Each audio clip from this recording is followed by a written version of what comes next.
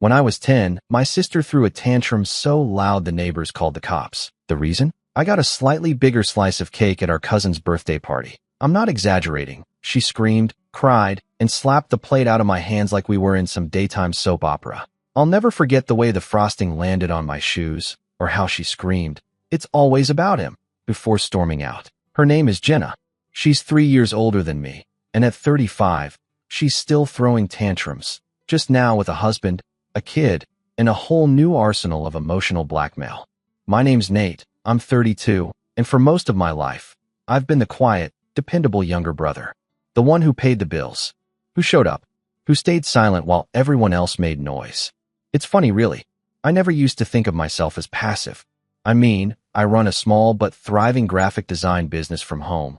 I have a beautiful son who thinks I'm the coolest guy alive, and I've clawed my way through every kind of struggle to give him a calm life. But when it comes to my family, especially Jenna, I've always just folded, bit my tongue, smiled through the barbs, swallowed my pride. My ex-wife once told me I shrunk around them, and maybe she was right. Maybe I did. But there's something about becoming a parent that shifts things inside you. It doesn't happen all at once, but little by little, you stop tolerating things, not for yourself, but for your kid. And it turns out watching your child get hurt the same way you once did, that flips a switch. Let me back up a bit. My son, Oliver, turned 8 last weekend. We were keeping it simple, just a backyard barbecue, a Mario-themed cake, and a rented bounce house. Nothing too crazy, but he was thrilled. I'd spent the week secretly building him a new bike, matte red, custom decals, the works. I was planning to surprise him with it at the end of the party. Just us, quiet moment, maybe some tears if I really nailed it. Jenna had RSVP'd 2 weeks before. "Of course we'll be there," she texted, followed by about 5 paragraphs on how busy she was and how hard it was being a working mom and how lucky I was to just work from home. That's her favorite jab. She says it like I sit around in pajamas all day drawing cartoons. Meanwhile, she and her husband Rick have been bouncing between jobs and couches for the past 2 years, and for the past 8 months, I've been covering their rent. Not fully. I told myself I was helping. Just a few hundred here and there when things were tight. But somehow that became regular. Jenna would send a message at the end of every month. "Hey, Nate, can you just spot us again? We're short on groceries and Lily's growing out of her shoes." And I'd say yes. Not because I had extra money, I didn't, but because I couldn't stomach the idea of my niece struggling. I love Lily. She's 6 and sweet as can be, even if Jenna has her dolled up like an influencer every time I see her. But lately, something's been off. Jenna's texts have started sounding less like requests and more like invoices. No thank yous, no updates. Just amounts. Deadlines. Entitlement. And that brings us to the party. Everyone was in a good mood. The kids were bouncing and squealing, the burgers were sizzling, and Oliver was beaming in his little Luigi hat. My best friend Ray was manning the grill while I ran around handing out juice boxes and Band-Aids. It was chaos, but the good kind. Jenna showed up about an hour in, late as always, with Rick and Lily in tow. She made her usual scene, talking loud, hugging people like she was hosting, not attending. She wore this white sundress with oversized sunglasses and kept saying things like, "Ugh, I need a mimosa," even though it was a dry party. That's just Jenna, always playing the exhausted socialite. She barely acknowledged Oliver beyond a distracted, "Hey, birthday boy," before launching into some story about their neighbor's dog biting Rick. I remember thinking, just get through today, just let it roll off. But it was the little things. She kept referring to Oliver's presents as kid stuff and scoffing when he got excited about Legos. When I brought out the cake, a big rectangle decorated like a Mario Kart track, Jenna made a face and said, "Oh, you didn't go with fondant?"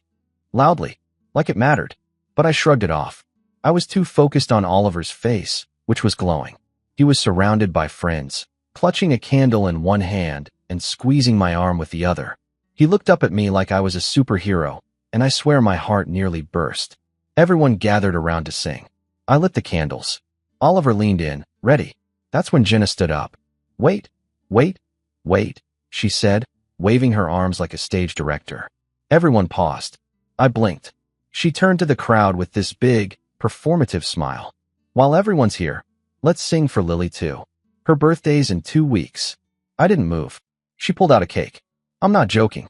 From a cooler bag on the grass, she lifted out this pastel monstrosity with pink icing and edible glitter. It said, "Happy almost birthday, Lily," in swirling script. Like she'd ordered it days ago. Like this had been the plan. And my son, my sweet, goofy, gentle Oliver, was just standing there, still holding the candle, still smiling, because he didn't get it yet. Until he did. Because everyone turned. The attention shifted. And Jenna, without missing a beat, started singing. "Happy birthday to you." I felt like I was watching a play where the actors had all changed scripts mid-scene. A few people hesitated. Some joined in. I looked down at Oliver and saw the light in his face dim, slowly, like a sunset in reverse. His hand dropped. The candle fell, and he stared at the floor. I didn't say a word. I blew out the candles myself. I picked up the gift bags from the table. I took Oliver's hand, told him we were going to do something way cooler, and walked out of our own backyard. No scene, no yelling, just me, my son, and a decision. That night, my phone buzzed. A message from Mom. "You still paying for their rent this month?" I stared at it for a long time. Then I typed back, "Rent? Oh, I thought we were singing for Lily now." I didn't get a reply, but by morning, the family group chat had exploded. You ever feel that kind of silence where your ears ring? That's what the group chat felt like the next morning.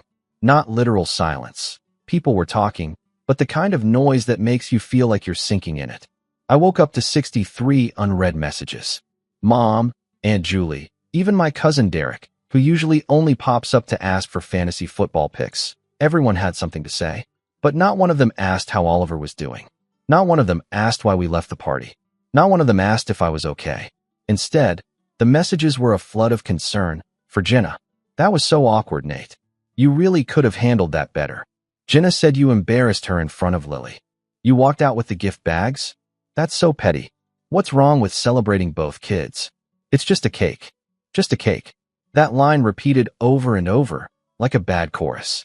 Like it was nothing. Like it wasn't the single moment that broke something in my son's chest. I kept scrolling, waiting for someone, anyone, to show a sliver of empathy. But the only message that even mentioned Oliver by name was from Jenna herself. Oliver didn't have to leave.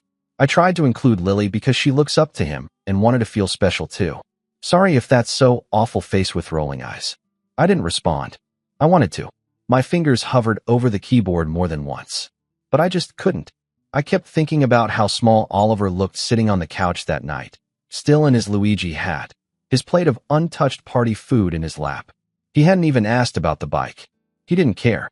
The magic had been sucked out of the day so fast he didn't know what to do with it. And I hadn't known what to say either. We watched cartoons in silence, and when he finally fell asleep curled up next to me, I felt like I'd failed him. Not because I didn't throw a good party, but because I'd let her do that to him. Again, that's the thing about people like Jenna. They train you. Slowly, subtly, over years. They make you feel like speaking up is overreacting. Like being hurt is childish.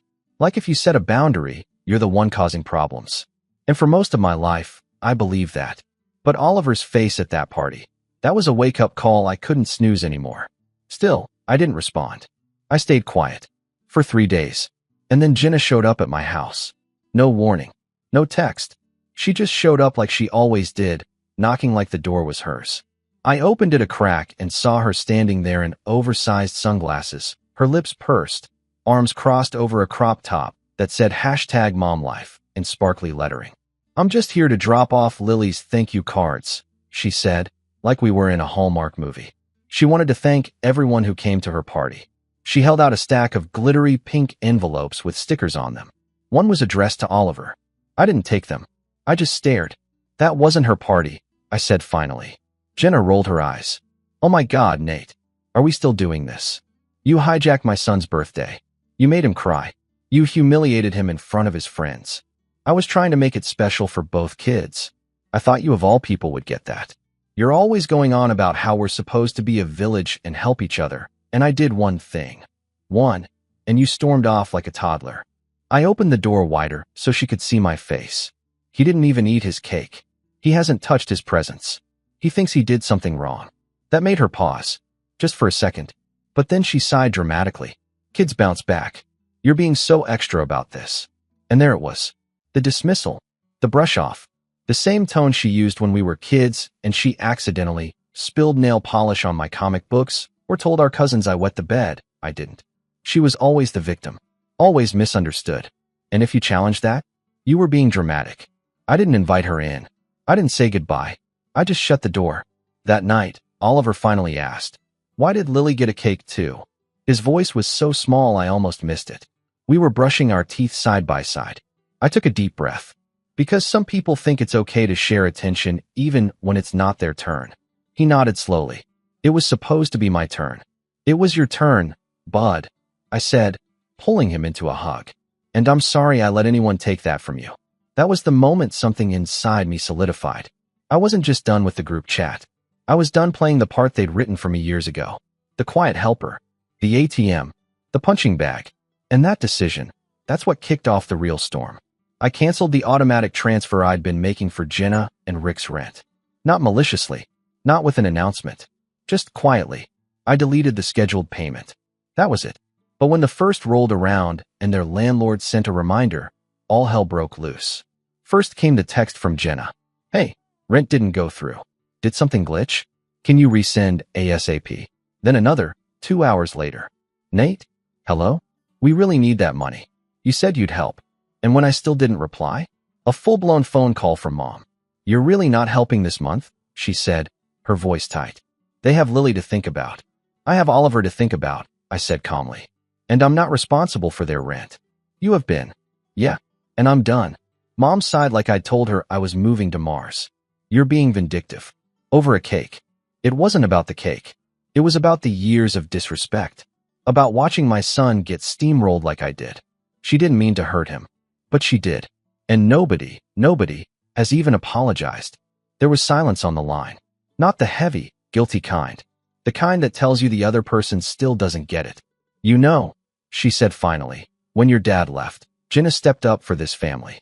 She was 16, and she screamed at me for crying too loud. She's struggling, Nate. So am I." Another pause. "Well, I hope you're happy with your little protest." Then she hung up. I didn't feel happy. I felt nauseous, like I'd kicked a hornet's nest. But I also felt something else underneath the nerves, something sharper, cleaner, relief. And then the messages started again. Rick chimed in first. He rarely spoke up in the group, but this time he posted a long rant about family loyalty and how some people only pretend to be generous until they're asked to prove it. Aunt Julie posted a crying emoji. Uncle Mark said he was disappointed. Cousin Derek chimed in to say, "Nate's always been weird." And in the middle of it all, Jenna dropped the bomb. "I just don't understand how someone who claims to love Lily could leave her in the street like this. Thanks for showing your true colors." That was when I broke my silence. I typed one message. "My true colors? You paraded your daughter around like it was her party while my son stood there heartbroken. And now you want my money like nothing happened. I'm done being your safety net. Get your life together." It got 10 angry reacts and 1 thumbs up from my cousin Alex, who lives in Oregon and barely speaks to anyone. But it was enough. I muted the group chat. And then came the betrayal. 3 days later, I picked up Oliver from school, and he was quiet. Quieter than usual. I asked what was wrong, and he said, "Lily told everyone I ruined her party." I nearly slammed the brakes. Apparently, Jenna had told Lily that Oliver left because he was jealous, and that he made a scene and made everyone uncomfortable. Lily, in turn, repeated this at school. And kids being kids, they believed it. Or at least teased him like they did. One girl told him he was too sensitive. Another asked if he cried every time someone else got a cake. He didn't cry in the car. He just stared out the window and asked if we could get burgers instead of going home. I said yes. And as I watched him eat his fries in silence, a part of me hardened. Not cold, not bitter, but done. If Jenna wanted to twist the narrative, fine. If the family wanted to pretend I was the villain, fine. But I was going to protect my son. And if that meant burning bridges, so be it. I had a plan forming. A quiet one. One they wouldn't see coming. But first, I needed to pay someone a visit. Rock bottom doesn't always look like some dramatic breakdown in a movie. Sometimes it looks like eating cold fries at 7 p.m. in a parked car outside a Burger King while your son pretends he's not holding back tears, and you pretend you're not watching him do it. That was my low point. Not because I'd lost money or status or anything you can quantify, but because I realized how much of myself I'd given away to keep the peace in a family that never offered any in return. I'd spent decades shrinking, folding, smoothing things over like it was my job. And now my son, my brilliant, sensitive, forgiving little boy, was learning to do the same thing, and I could see it on his face. That fear of making things worse by speaking up. That instinct to be small when someone else takes up all the space. It wrecked me. That night, after I tucked Oliver into bed, I sat on the living room floor surrounded by unopened birthday presents. He'd refused to touch them all week, like they were somehow contaminated by what happened. But I opened one, just one. A science kit from his friend Milo. I stared at the box, blinking through the guilt, and finally whispered, "I'm so sorry, buddy." Then I got up, and I started writing a plan. It started with a list, nothing fancy. Just a cheap notebook and a blue pen. But it helped to see the words. I wrote, "Protect Oliver. Stop funding Jenna. Create space for Mom. Rebuild. Quietly. Give Oliver his joy back." That last one hit me the hardest. See, I had this version of myself in my head. Dad who handled things, who didn't let the world touch his kid. But the truth? I'd let the world touch him anyway. I'd stood there while someone he trusted snatched the joy right out of his hands, and I hadn't raised my voice. I hadn't called her out. I hadn't defended him. I'd walked away. Which, sure, maybe that was the right call in the moment. But in the bigger picture, it wasn't enough. So I got to work. The first step was school. I emailed Oliver's teacher, Mrs. Grant, a kind, no-nonsense woman in her early 40s who'd always had a soft spot for him. I didn't go into all the drama. Just explained the situation in gentle terms, mentioned the teasing, and asked if she could keep an eye out. She replied within the hour, "Thank you for telling me. Oliver is a bright and empathetic kid. I'll make sure he feels supported." It wasn't a fix, but it helped. And the next day when I picked him up, he seemed lighter. Said he got to help lead the class science experiment. Said Mrs. Grant let him use the big thermometer. He even laughed once, just a small, surprised sound when I tried to do the Waluigi voice and completely butchered it. I almost cried in the parking lot. That weekend, I decided it was time to give him his bike. I didn't make a big show of it. No party hats or cameras. I just wheeled it out of the garage Saturday morning while he was eating cereal in his pajamas. His eyes got huge. "Is that for me?" I nodded. "It was supposed to be your birthday surprise. But I think we both deserve a do-over." He ran to it like it was a puppy, spun the wheels, tapped the bell, stared at the custom name decal on the frame like it was a magic spell. "Nate's Bike Shop strikes again," he whispered. That's what he called my hobby, Nate's Bike Shop. I used to fix up old bikes on weekends and sell them online for extra cash. Oliver loved to help, which mostly meant handing me the wrong tools and asking if bikes could fly. We rode to the park that day. Just us. No distractions, no noise. He wore his Luigi hat and a big grin, and for the first time in a week, he looked like a kid again. That ride, those 2 miles around the lake, became a ritual. Every morning before school, we'd do one lap. Sometimes in rain jackets. Sometimes with travel mugs full of hot chocolate. Sometimes singing Mario theme songs off-key.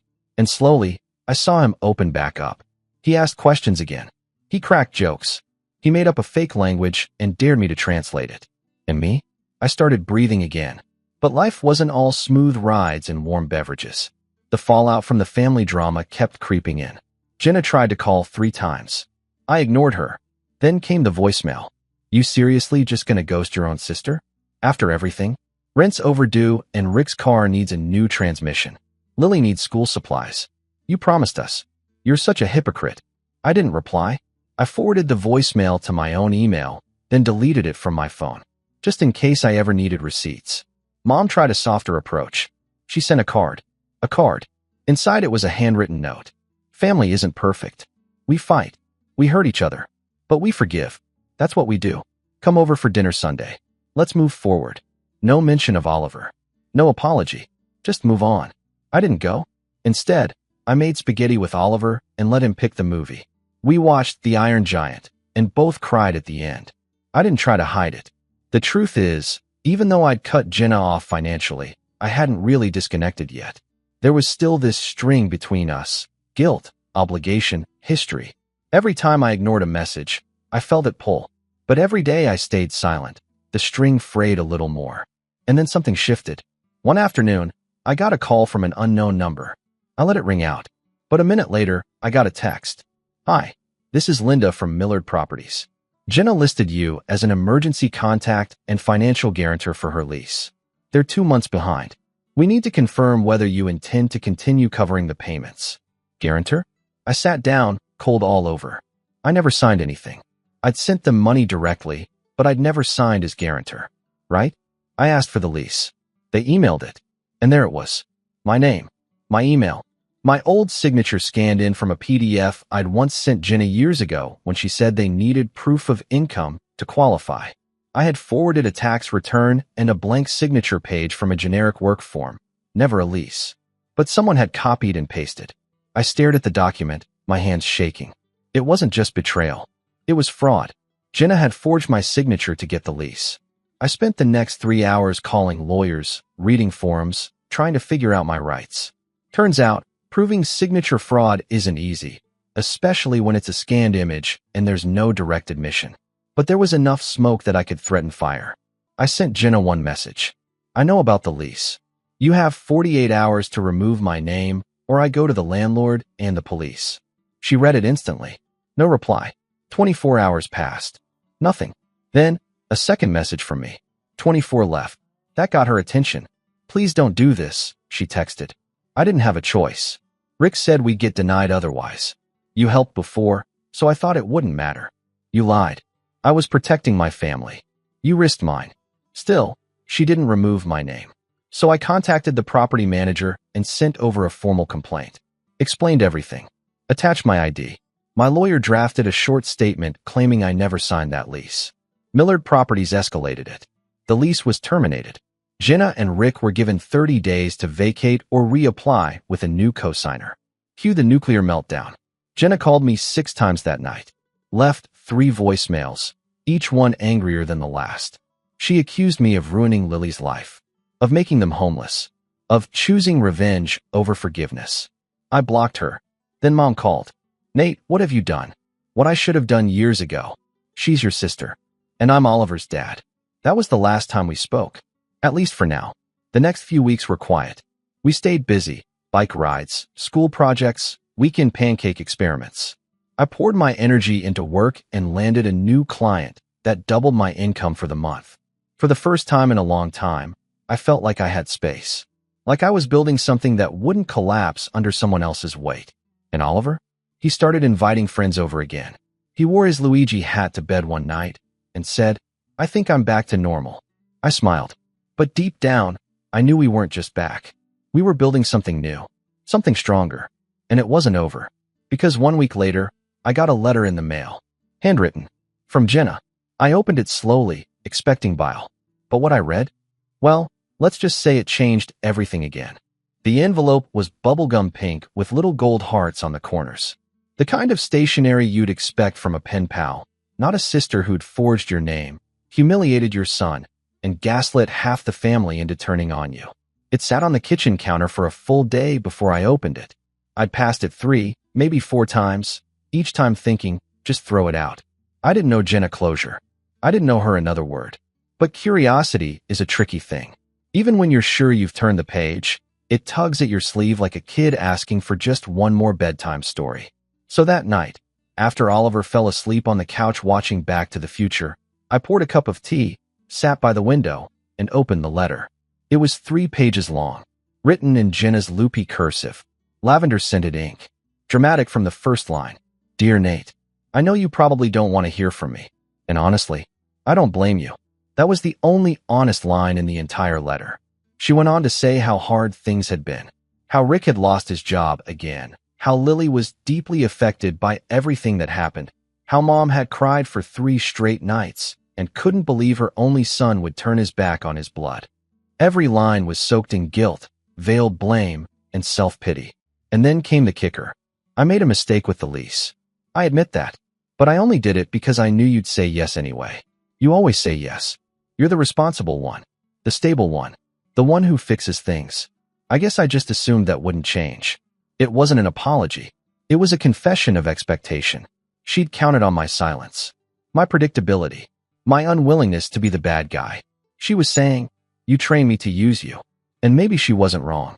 But that version of me, the one who swallowed his pride for peace, who stayed quiet for the sake of family, That version had already buried himself the day I watched my son stare at the floor with a candle in his hand. The letter ended with a request. We're staying with Rick's cousin for now. It's cramped. No privacy. Lily's sharing a futon. If you could help us just this one last time, just until we get on our feet, I swear I'll never ask again. Please, Nate. For Lily. J. I folded the letter and slipped it back into the envelope without a word. Not angry. Not hurt. Just focused. Because this time, I wasn't going to react. I was going to plan. It started with a simple idea: stop playing defense. For months, maybe years, I'd been putting out fires Jenna started. Always scrambling after the damage. Always a step behind. But I had leverage now. I had proof of the forged lease. Screenshots of texts. Voicemails. The letter. And more importantly, I had something Jenna had never bothered to cultivate. Relationships. I started making calls. First was Alex, my cousin in Oregon, the lone thumbs up in that group chat meltdown. He worked in finance and wasn't close to most of the family anymore, but we'd always gotten along. When I told him the full story, there was a pause. Then he said, "Dude, that's insane, but also not surprising." Apparently, Jenna had a pattern. When she was in her early 20s, she'd borrowed $3,000 from their side of the family for medical bills. Never paid it back. A few years later, she'd guilt Alex's sister into co-signing a car loan, which Jenna then defaulted on. He even sent me the paperwork to prove it. That was two allies. I wasn't looking for revenge out of spite. I was looking for accountability. And if Jenna wanted to play the victim in the family group chat, then I was going to make sure the truth had a louder voice. Next, I reached out to our old neighbor, Mrs. Wilkins. She lived next door to us growing up, and when Dad left, she used to babysit us. She remembered the early days, when Jenna used to bully me into giving up the last cookie or steal my allowance and say I'd lost it. She even had a journal entry from back then she'd scanned years ago when I asked her to write a letter of recommendation for a scholarship.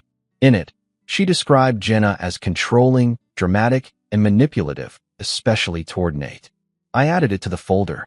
Then came the hardest part. I emailed Lily's school, not to get her in trouble, but to make sure she was okay. I didn't trust Jenna to keep her safe or stable anymore. I wasn't aiming to take custody or interfere. I just wanted to know if there were any red flags. The school counselor replied the next day. She couldn't give me much due to privacy laws, but she did say Lily had missed several days recently, and they were concerned about instability at home. That word stuck with me. Instability. Jenna was always the one accusing everyone else of being unstable, of losing it, of causing scenes. But now the cracks were showing on her side. And while I wasn't gloating, I wasn't ignoring it either. Because I was building something. Slowly, quietly, intentionally. Not to destroy Jenna, but to protect Oliver. And maybe, just maybe, to give Lily a chance at something better too. By the end of the week, I had a binder. Literally. One of those black 3-ring binders with color-coded tabs. Section 1. Financial records, payments made, bank transfers, texts requesting money. Section 2. Lease documentation, the forged signature, my original PDFs, email threads with the landlord. Section 3. Character references, Alex, Mrs. Wilkins, old messages from Jenna over the years. Section 4. Emotional harm, screen grabs from the party, Oliver's school emails, journal entries I started writing the night after the party. I didn't know yet what I'd do with it, but I knew I'd need it. The next step? Detach completely. I left the family group chat, deleted it from my phone. No announcement, no explanation. And then I set up a new one. Called it Oliver's World. Just me, Ray, my best friend, Oliver's teacher, and my cousin Alex. A space where people actually showed up for my kid. We shared photos, jokes, book suggestions. I posted Oliver's science fair flyer. Ray offered to help him build a volcano model. Alex sent a Mario-themed planner from Amazon. Every ping from that chat felt like a high five to my soul. And then, out of nowhere, Jenna messaged me again. Not through text, through email. The subject line was one word: apology. The message? Hey, I've been thinking a lot about everything. I know you're mad. I know I crossed a line. But I miss my brother. And Lily misses her uncle. If there's any chance we could talk, I'd like to meet. Coffee. No drama. Just us. I sat with it for a long time. Because part of me wanted to say no. And part of me wondered if this was real. But the smallest part, the part I'd buried under disappointment, wanted to believe she meant it. So I replied, 1 hour. Sunday, 2 p.m.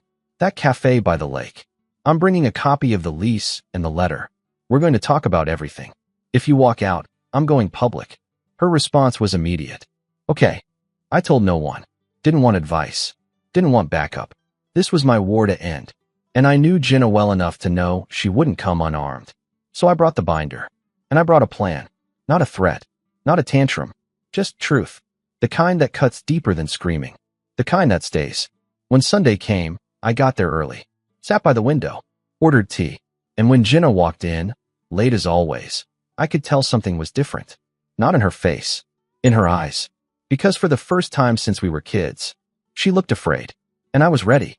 She walked in wearing a blazer. That's how I knew it wasn't real. Jenna didn't do blazers. She did hoodies with ironic slogans, cardigans she borrowed from mom, and once, an actual prom dress to a baby shower. But not blazers. The blazer meant she was playing a part. It meant she wanted to look composed, responsible, grown up. I saw right through it. She spotted me at the corner table and gave a tight, rehearsed smile. I didn't stand up. She sat down across from me, crossing her legs like we were two executives about to negotiate a merger. I had the binder on the table. Closed. Calm. Thanks for meeting me, she said. I didn't respond. She sighed. Look, I know I messed up. I've had time to reflect, and I realize I handled Oliver's party badly. And the lease thing. And everything. Still silent. She fidgeted. Pulled at her sleeve. Tried again. I'm sorry, Nate. This time I tilted my head. Just a little. For which part? She blinked. What? Which part, specifically, are you sorry for? Jenna hesitated. The party. The lease. I already said. Are you sorry for making Oliver feel invisible? For lying to me about the lease? For forging my signature and committing fraud? For turning the family against me? Or for getting caught? Her lips tightened. You don't have to be like this. I'm just asking for clarity. I came here for honesty. That's all. For a second, I thought she might actually try. That she might put the performance aside. But Jenna didn't know how to be vulnerable without a spotlight. She leaned back, arms folded. Fine. I'm sorry. Happy now. I opened the binder. Jenna's eyes dropped to it like it was a weapon, and in a way, it was. This is every rent payment I made for you, I said, flipping to tab 1. Over $7,400 in total, not including groceries, birthday gifts, or the down payment I gave you when you said Rick's car got stolen, which I now realize never happened. She opened her mouth. I held up a hand. Next, I said, flipping to tab 2, is the lease agreement. The one with my forged signature. Here's my actual signature for comparison. Here's the email I sent you with the blank form. Here's the version with your edits. The landlord has confirmed you submitted it. My lawyer has reviewed it. I have enough to press charges if I choose to. Jenna's face drained of color. You wouldn't. I haven't. Yet.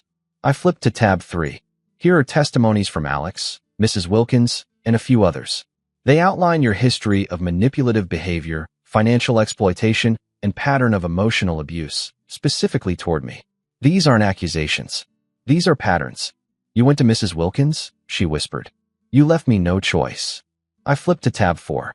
Here's a letter from Oliver's teacher about his behavior after the party, and an email from Lily's school counselor flagging your recent instability. I haven't contacted CPS, but if Lily's situation doesn't improve, I will. That finally broke her composure. You're trying to destroy me. No, I'm trying to protect my son. And if possible, though I doubt you'll let me, your daughter. Jenna slumped back in her chair. What do you want, Nate? And there it was. The only question that mattered. I took out a piece of paper, slid it across the table. It was a formal, notarized agreement, drafted by my attorney. Nothing complicated. Just 3 key points. Cease all financial requests from this point forward. Formally remove my name from any current or future leases, loans, or documentation. No contact with Oliver unless pre-approved by me. It wasn't revenge. It was a boundary. A legal one. Jenna stared at it like it was a death certificate. This is insane, she muttered. No, this is freedom. She didn't sign it. Not then. She shoved her chair back, mumbled something about needing time, and left the cafe in a huff. The blazer trailing behind her like a white flag, she couldn't quite bring herself to wave. I sat there, still, the binder in front of me. And then I pulled out my phone and made one final call. The next week, I called Mom. I hadn't spoken to her since our last tense conversation, but she deserved to know. She answered on the second ring. Nate. Hey, I just wanted you to hear it from me. Okay, I met with Jenna. I presented her with a formal agreement. I've decided I'm no longer engaging in any family financial assistance. That includes her, Rick, or anyone else. Silence. Then, Nate, I know she's a lot, but she's still. Mom, no. Don't. Please. Just listen. She went quiet. I have spent years cleaning up her messes, paying for her decisions, being the bad guy when I said no, and then being the villain when I finally stood up for my kid. I can't do it anymore. I won't. I'm not asking you to pick sides. I'm just letting you know that from this point forward, I'm done being the one everyone leans on. I'm building something better for me and for Oliver. And if that makes me selfish, fine. Mom exhaled. She's not doing well, Nate. She's saying you threatened her. She forged a lease with my name. I could have had her arrested. Another pause. Longer this time. Then, what can I do? That surprised me. I don't know, I said honestly. Maybe just listen. Without trying to fix it. Without defending her. Just hear me. Mom sniffled. I'm sorry. I didn't know about the lease. I know. We hung up on neutral ground. Not healed. But maybe, starting to understand. A month passed. Then two. And slowly, the ripple effect settled. Jenna didn't sign the agreement. She did, however, move back in with Rick's parents across town. I heard through Alex that she'd gotten a part-time job at a daycare. She still posted passive-aggressive quotes on Instagram. Family isn't always blood. Some people only love you when you're useful. That kind of thing. But there were no new rent requests, no voicemails, no forged documents.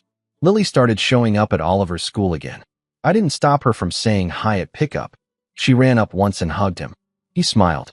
I let it happen, because none of this was her fault. She's just a kid, like Oliver, trying to grow up in the middle of other people's storms. As for us, we kept building. We took a weekend trip to a cabin by the lake, built snowmen, made burnt s'mores. Oliver beat me at chess for the first time and demanded I call him Grandmaster O for the rest of the weekend. He started therapy, too. Not because he was broken, but because I wanted him to know that healing doesn't mean hiding. He made a comic book about a superhero named Deadman. Powers included building bikes, making pancakes, and turning invisible when people fight. I cried when I read it. I framed it for his room. And then one night, 6 months after the party, I got a knock at the door. It was Jenna. No blazer this time. No makeup. No agenda. Just her, holding a manila envelope. I signed it, she said. The agreement. I had it notarized. I took it. Checked the stamp. It was real. I'm not asking for anything, she said. Just wanted you to know I got the message. Loud and clear. I nodded. She turned to leave. But before she did, she paused. Tell Oliver I'm sorry. I know it doesn't fix anything, but I mean it. I didn't respond. She left without waiting for one. That was the last time I saw her. No dramatic endings. No tearful reunions. Just boundaries, finally respected. And silence. The good kind. The kind that feels like peace. Not absence, but space. Space to grow. Space to breathe. Space to ride bikes with your son around a quiet lake and know, deep in your bones, that you're no longer shrinking to keep others comfortable. You're finally standing tall. And the final line? I gave Oliver a new bell for his bike last week. He rang it 3 times, then grinned up at me and said, "Race you to the end, Dadman." So I smiled back and said, "You're on." And we raced.